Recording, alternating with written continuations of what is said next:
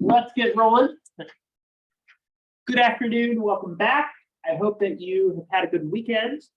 So we are moving right along and we're getting quite close to midterm exams. So this is our last full week of going over any new content before the midterm week. This week's focus is on culture. So we'll be talking about culture, what culture is, why culture matters for how we communicate and engage with each other. So that'll be our focus for this week. As you'll notice, next week on Monday, we have a midterm review. So the midterm review is a chance for you to bring in any questions that you have about any of the terms or ideas that'll be on the exam. We'll also make it kind of fun and do a little game to help you prepare for that. One thing that I like to offer is that the midterm review is attendance optional. So if you feel prepared and you'd rather take the time to do other things, you're welcome to next Monday. Just as a reminder, the midterm is not taken in class next Monday and Wednesday, not this Monday and Wednesday, but the following. We will not be meeting so that you can have that time to take the exam. Remember that the exam will start at 12:01 on Wednesday, October 26th, and the window will end at 11:59 on Friday, October 28th. Once you choose to take it, you have 2 hours to complete the exam during that window. So open note, open book, and on Canvas. We spent some time during Friday's class going over a practice midterm question of the short essay portion. So that's exactly what you should expect. Remember that there are also, in addition to the study guide, some example practice questions that you can work through as many times as you'd like. A few of you who did the practice question last Friday asked for some feedback, which I sent along. But if you'd like feedback on the question you did last week, or you would like to send another practice question for feedback, you're welcome to do that, and I'm happy to return that to you. So that just gives you a sense of what to expect for this week on culture, and then this week's Canvas prompt that's coming up on Friday. So I've got a practice question for you. This is a general kind of grab bag question that goes back a little ways, but is a good check to see how you're feeling as you gear up. So this connects to attachment styles. So A or and, blank attachment style is characterized by viewing other people positively, viewing yourself negatively, and not really loving yourself. So take a moment to consider of those four, which you think it is, and we'll talk about it together.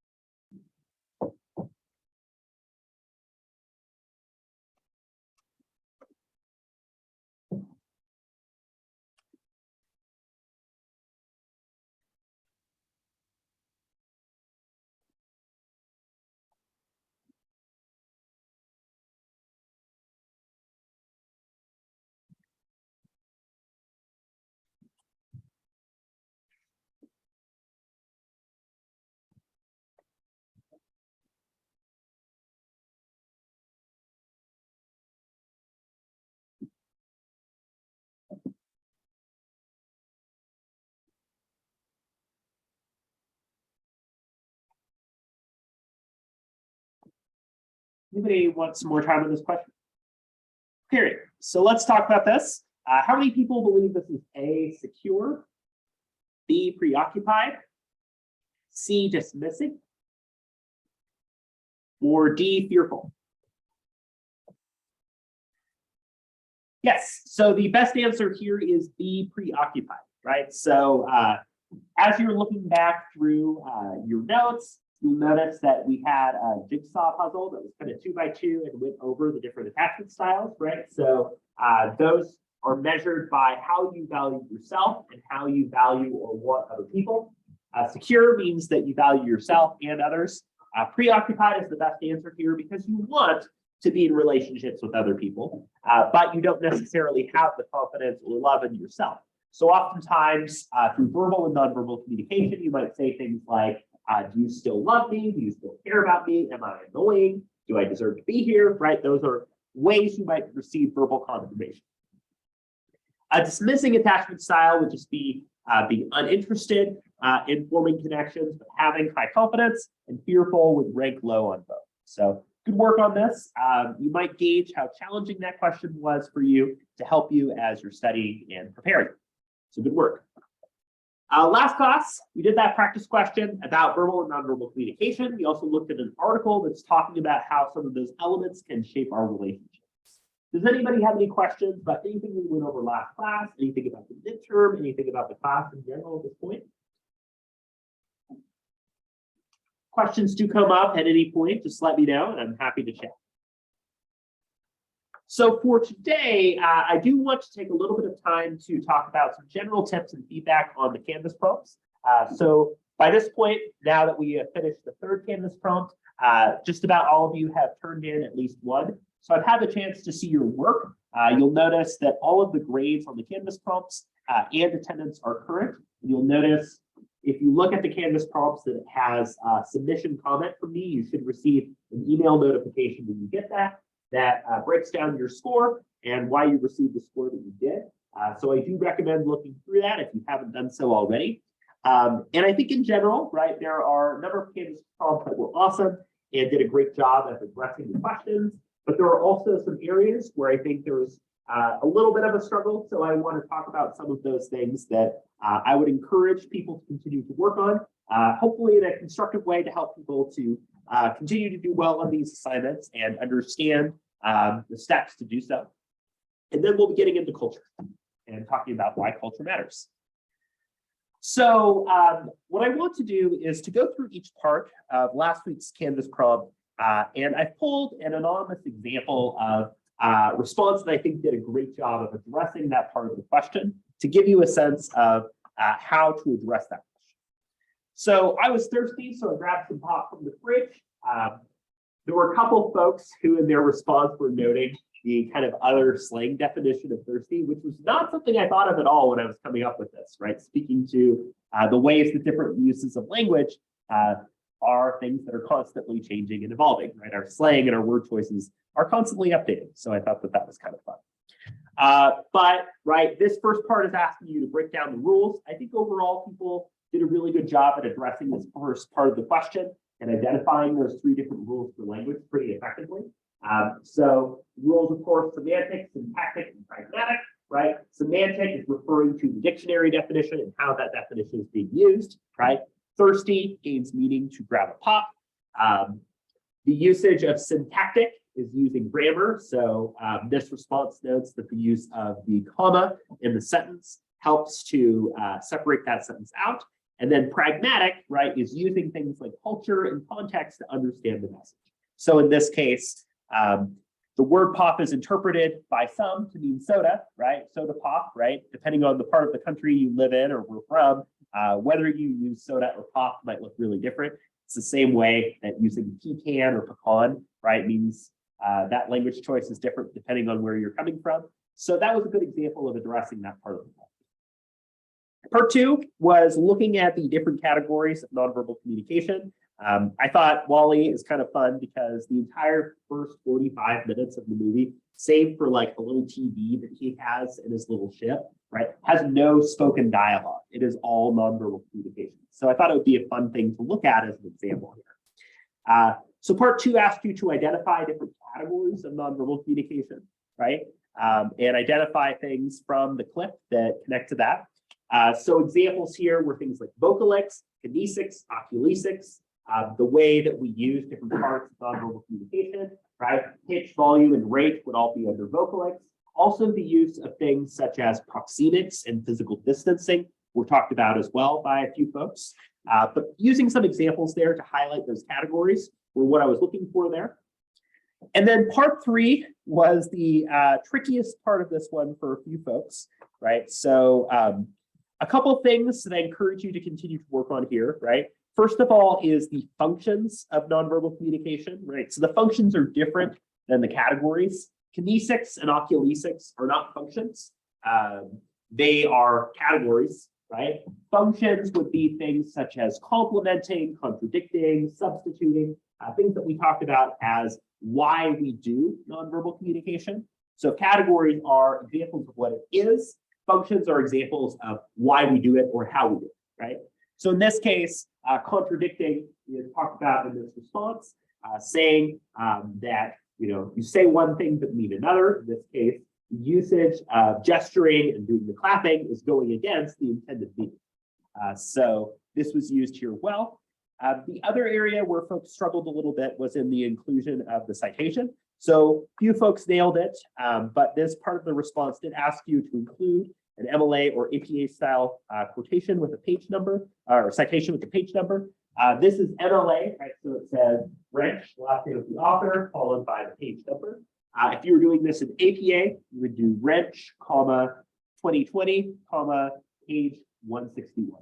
So folks who got that down did a great job, but do make sure that you are fully addressing that part of the prompt if you had a little bit of trouble with that part 3.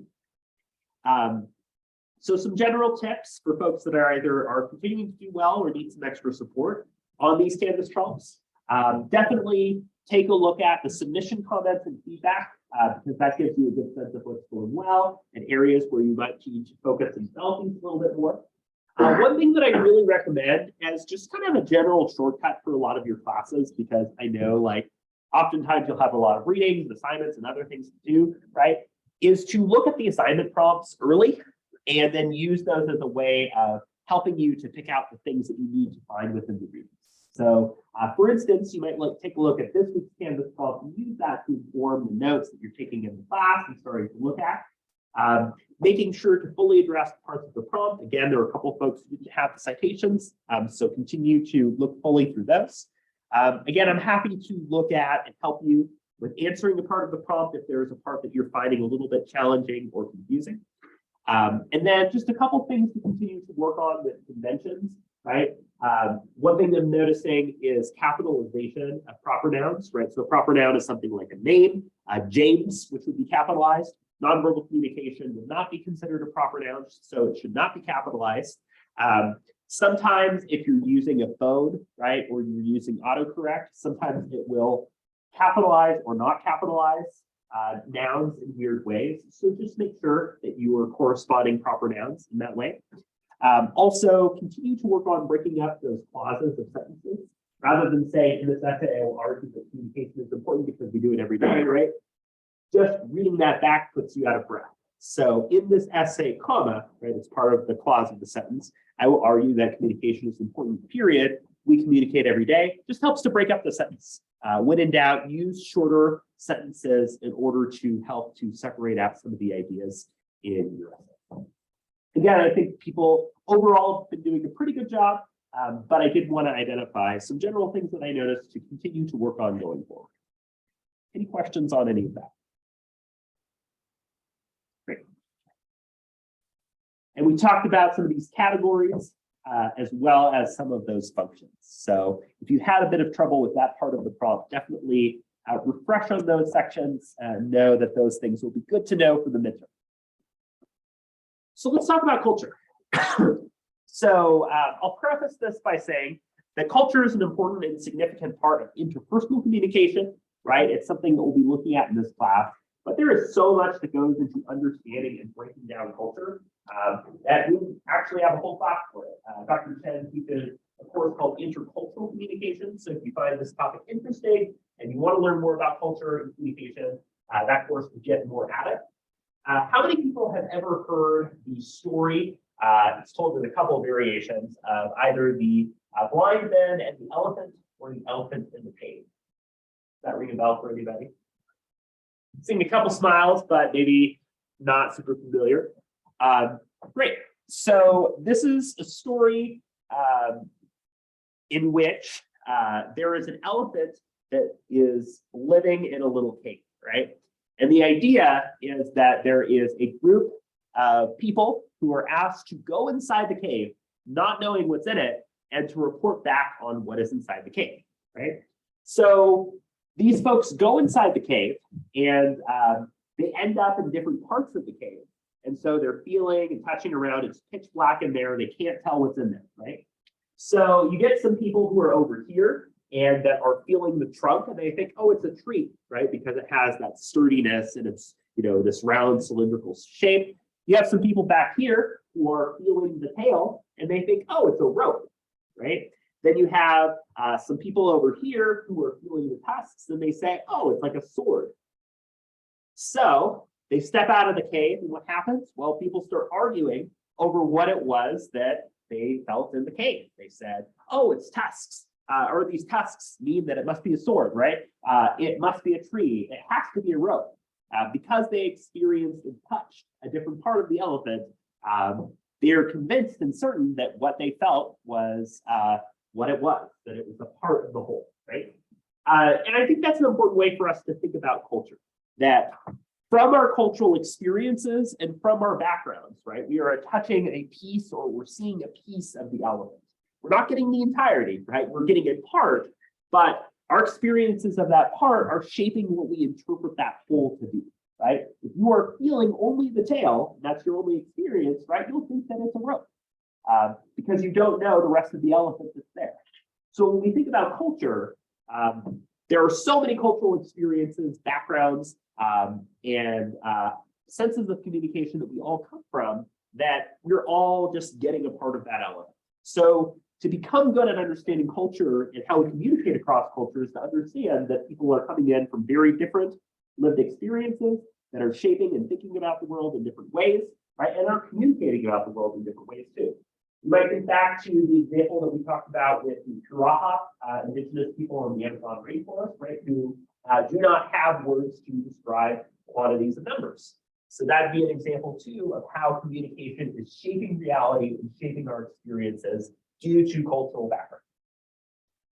Also, right, we talked about how on the first day of class, the communication skills are like one of the #1 things that people are looking for when they hire you for a job.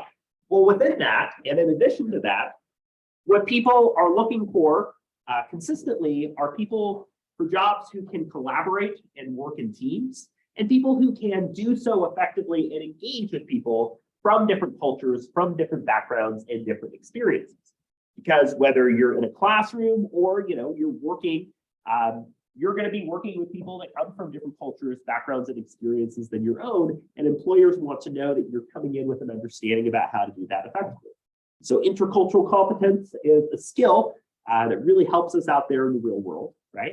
Culture is also something that helps to make us human, right? We are human, and we understand who we are as human beings as a product of culture.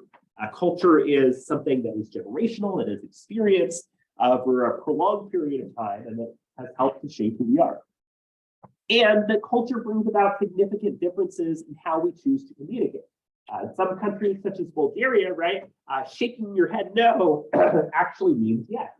So depending on the culture that you come from, what you interpret out of communication is a big deal. For instance, in South Korea, the customary tradition is that when you're eating dinner, right, the elder of the family is typically the person that will eat first, and you let them eat first as a sign of respect. It would be incredibly disrespectful if you were invited into a home and you just started eating, right? Or we all hear those stories about politicians and leaders who will like do inappropriate gestures or like bow or use a symbol that is considered to be obscene in a different culture, right? Nailing and resolving those faux pas are examples of why understanding and engaging with other cultures really matters. So I like using cartoons to help us understand and break down elements of groups and culture. So if we were to think, for instance, about baseball, right, and we were to say, mow down, I had a rip a shot, little dinger, babe, little dinger, right? Like you would hear that. And if you were not an expert in baseball, or even if you knew a few things about baseball, you probably wouldn't know what that would mean.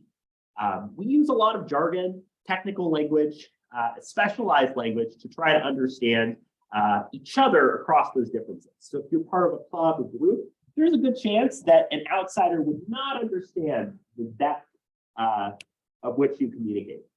How many of you have ever shared inside jokes with friends?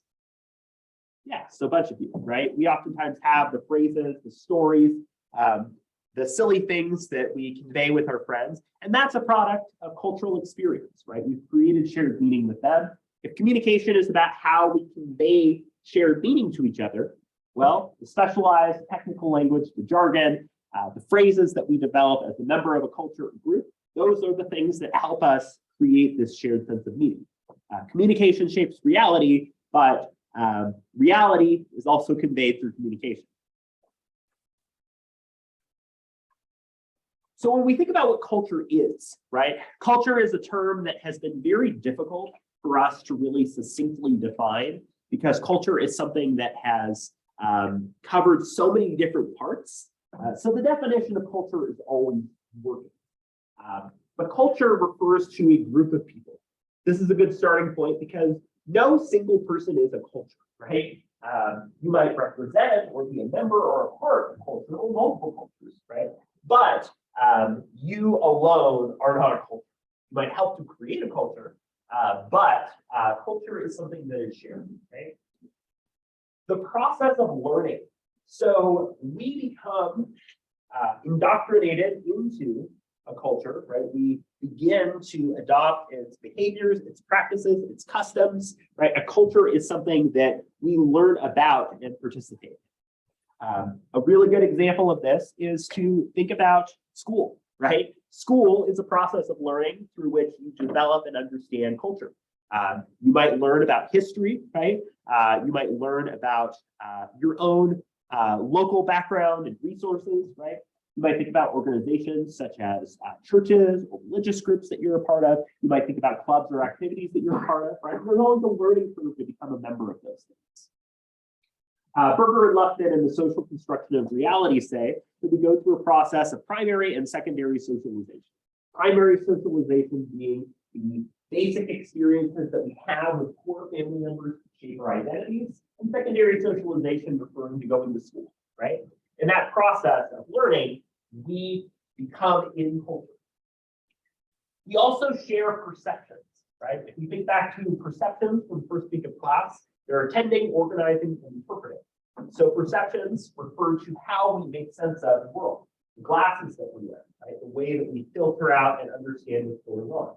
Well, what we come to understand is a product of culture. If you are eating dinner first, when the elder is supposed to be eating dinner, right, in a South Korean household, then that perception, oh, I'm just eating dinner, right, is very different than his perception. Wow, you are really disrespecting me, right?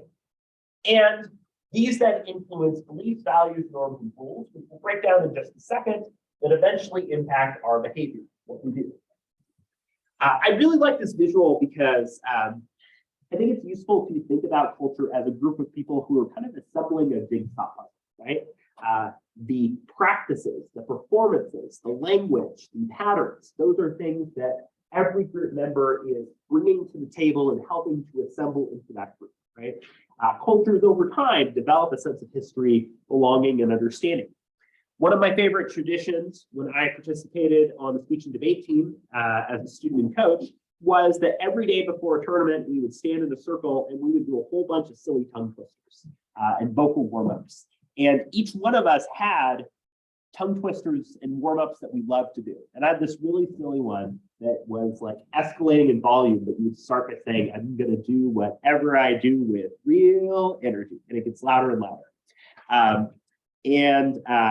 After I graduated, a coach who was still there sent me a video of students warming up and doing that warm up. And it made me so happy, right? This experience of culture, practices, patterns that we do are things that we develop and share over time. So to break down some of these ideas, right? Culture is made up of beliefs, values, norms, and rules. I think a lot of times we use culture in a way that's not entirely accurate. Like, for example, a lot of corners of the internet like to take something that they don't like and then put the word culture after it. And I don't think that that accurately defines culture in a lot of situations. So beliefs, right, are assumptions, convictions, things that are held strongly by a group of people, a person, and other members of a culture about the truth or existence of something, right? So what is true? What is correct? What is accurate? Well, if we think about a lot of major religions, the answer to that question is very different, right? Was Jesus the Messiah? Are we still waiting for the Messiah? Well, depending on your religious perspective or orientation, that could look like a very different answer to that question. So beliefs are a question of what is true. Is there life after death, right? Those questions are answered in very different ways depending on the culture and its set of beliefs. Or in addition to religious or spiritual issues, beliefs could be beliefs about what is true or important in other situations. For example, you might believe that being respectful to other people is an essential thing that you need to do. So that would be an example there of beliefs. Values, right? Values refer to principles or standards about a culture in terms of what we should do, what types of outcomes that culture should have, right? So one way of thinking about a value is to think about it in the Aristotelian sense, right? Aristotle liked to say that a value is sort of in between two vices. So maybe you're economical and thrifty, but you're not cheap and you're not extravagant. You're right there in the middle, right? Values are also thinking about how should members of a group behave? What values are important to that group? For instance, in more individualistic cultures like the United States, things such as achievement, success, confidence, those are things that are seen more highly as values. Whereas in more collectivist cultures like Japan or China, right, the idea of harmony, collaboration, camaraderie, those things are seen as more important values. So what things are important to the group are things that we could put under the definition of values. How should people behave? Norms are informal. So the easiest example of norms that I like to give is any of you who have seen the Avengers or MCU movies, right? There's the scene in the widely circulated meme in which Captain America is coming to Wakanda, right, where T'Challa, Black Panther, is, and Captain America goes to bow, right, and T'Challa takes a step back and says, "We don't do that here," right? That's an example of norms, right? By not bowing, by showing respect and communicating in other ways, members of Wakanda don't have that written down, right? It's not a requirement. It's not listed that you don't have to bow. It's just not a thing that they do. So norms are the informal guidelines and actions that members of a group take. What is acceptable? What is considered to be okay? You wait to eat until the elder eats. That's an example of a norm. And then lastly, we have rules, right? So norms are not written, rules are written, right? So there's a good chance that if you have joined a club or activity or team on campus, you probably had to sign some type of contract or some type of written agreement that goes over sort of the things that you're expected to do. Or if you received a scholarship, typically you have to sign off on some type of contract too.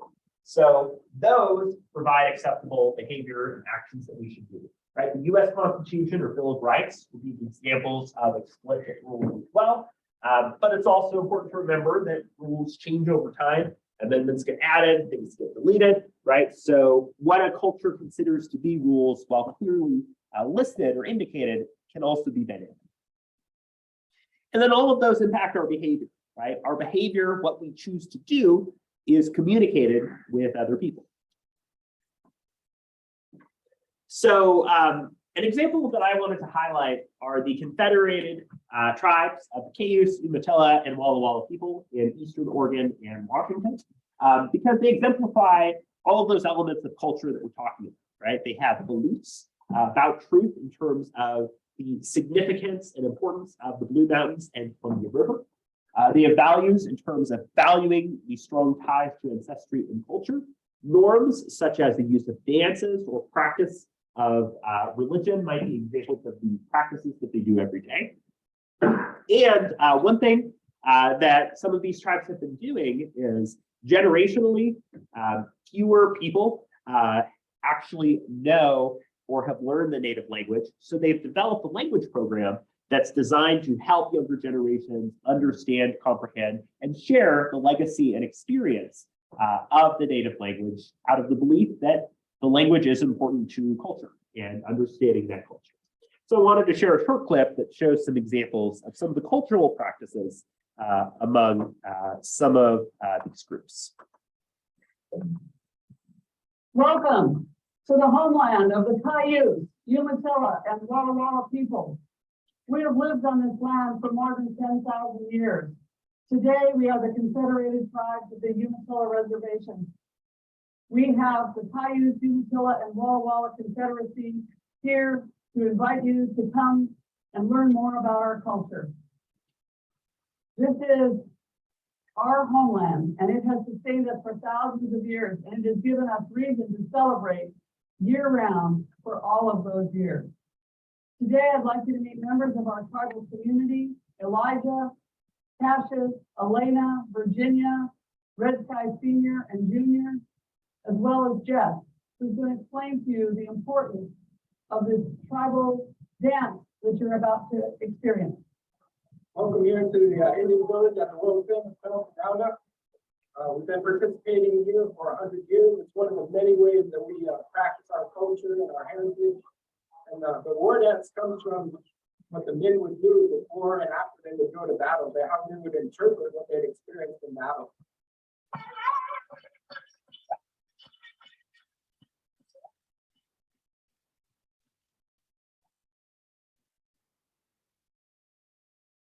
So one thing that I think is really interesting highlighted from that experience, right, is a war dance is a way of practicing the experience of battle, right? That culture is a way of understanding and making sense of experiences that we as humans have. It's how we make sense of reality, right? So culture is something that we are constantly doing, right? It's a constant performance or practice over time. And so, you know, some of the ways that clothing, that dancing, that rituals, that patterns, that cultures do, the ways that those things look impact how cultures communicate.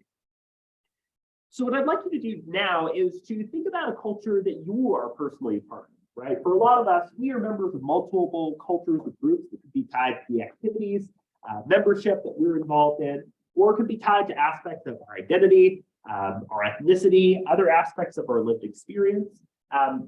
But when you're asked to describe what cultures or cultural groups you find yourself a part of, you might think about what immediately comes to mind.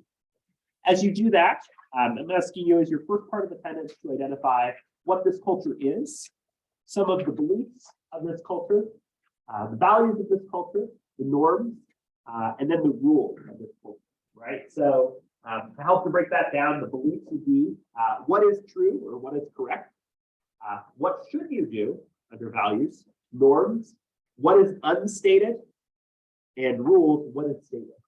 So take some time to brainstorm and think a little bit about this.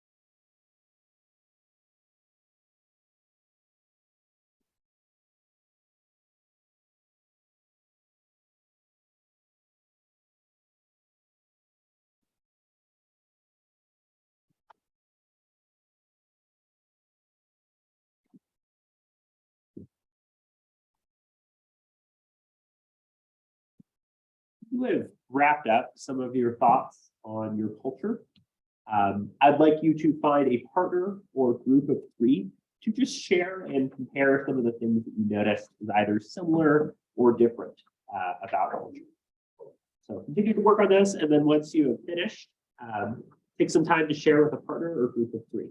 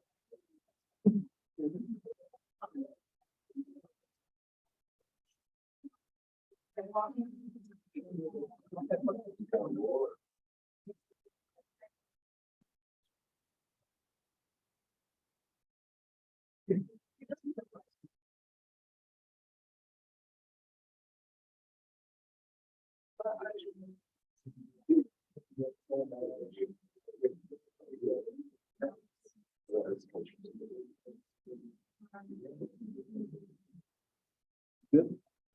Nope. Still working on it? Yeah. All right.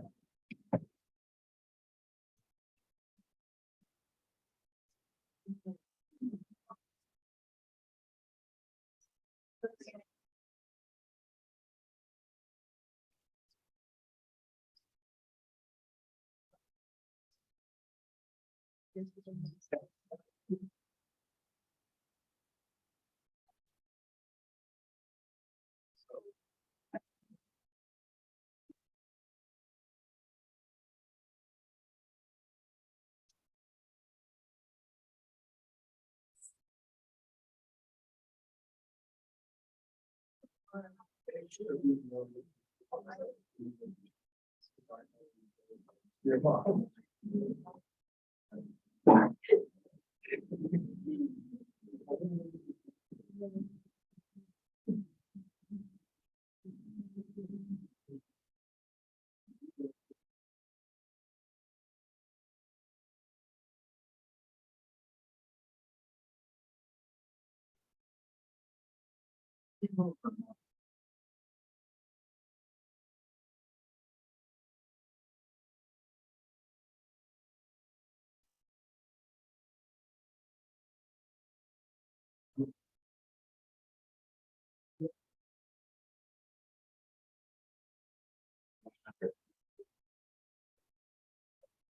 Take another minute or so here.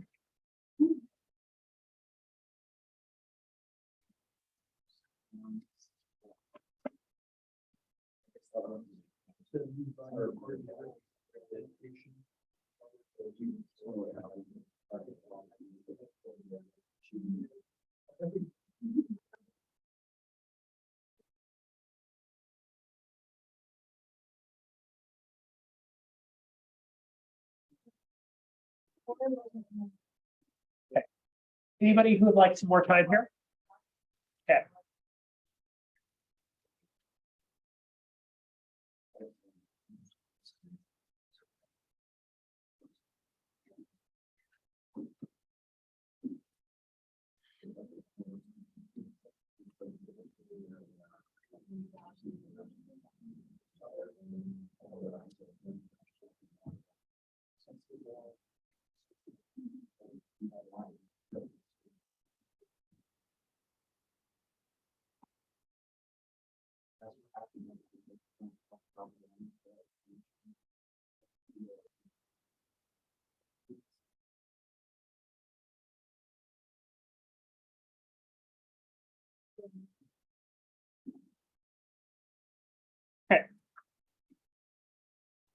All right, so thank you for taking the time to share a little bit.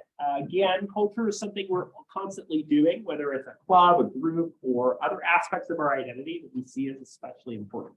So they help us to understand and make sense of different aspects of communication. So when we're thinking about categorizing and mentally sorting these different cultures, right?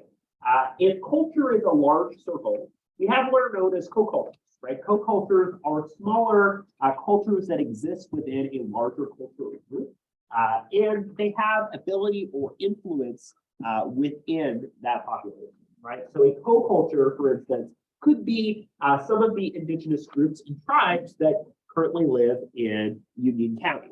So the idea here being that co-cultures exist and make up a part of that culture, but can be understood individually as having their own sets of norms, beliefs, and ideas. In addition to that, we have what's known as a microculture, right? Which sounds like biology, but it's actually an even smaller way of thinking about this. So for instance, if you are a part of a chapter of a group or organization on campus, you're a part of a microculture that while you might be a part of something like a baseball team, right, the way that that's experienced and felt at EOU specifically is very unique and brings about its own sets of norms. That is, co-cultures, right, and microcultures, because they're a part of this broader circle, carry a lot of influence and ideas that shape how this larger culture behaves. For example, the experiences of many populations of color help to shape and understand and are foundational, right, to how we understand culture of a country or group overall.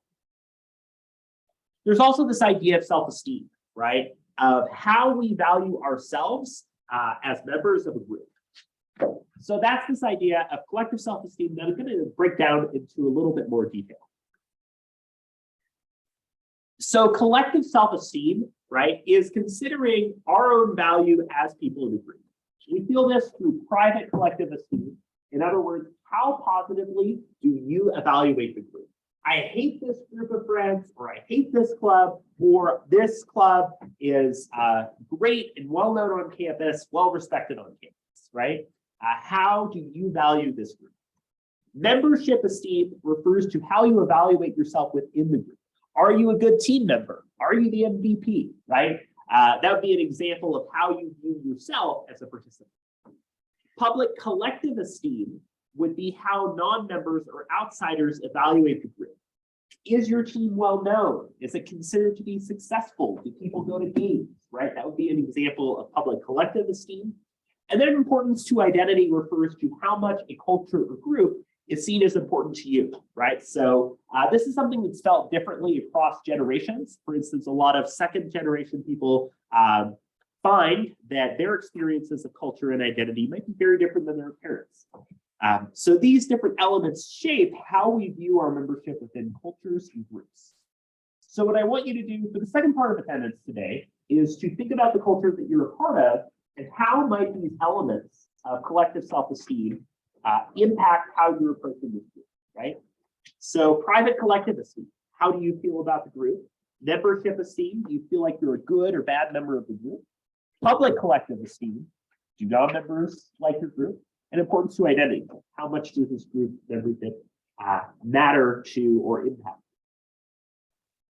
So take a couple minutes to think about some of your ideas.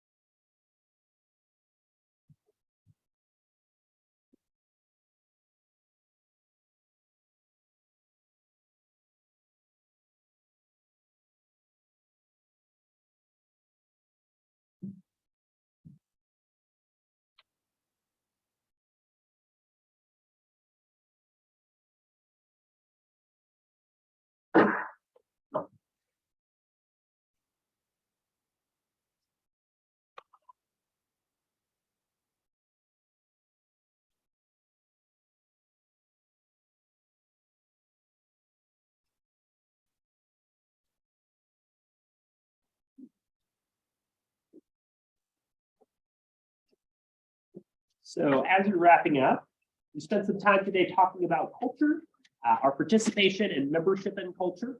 Will be something that we'll explore further in measuring spectrums of culture next class. You're welcome to continue wrapping this up, but once you've finished it, you're welcome to either pass it forward or email it to me for attendance today. And have a great rest of your afternoon.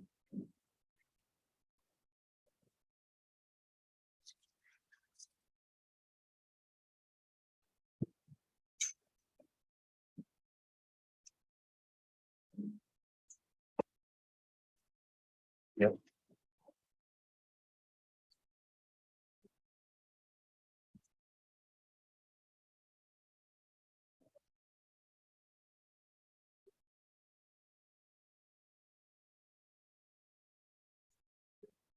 Yeah, do this.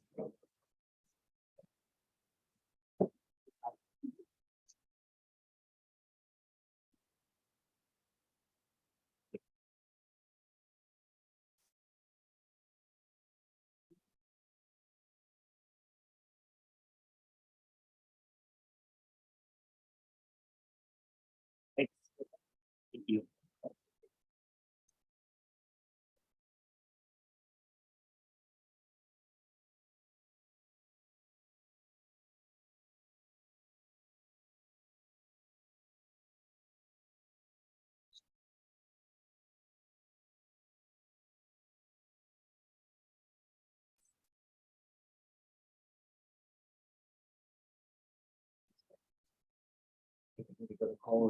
Ran out of room on the front. Oh, I see. This is great.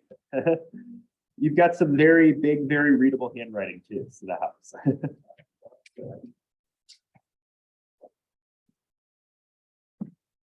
You care about this? No, Okay. all right, thanks, Veronica.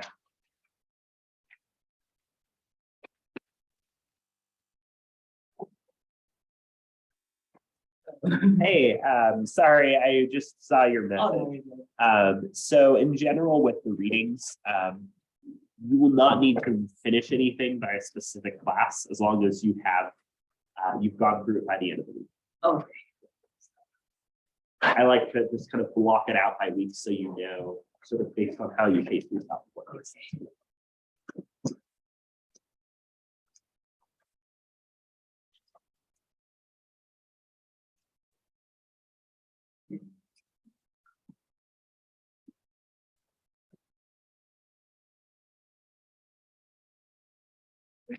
Yeah. Thanks.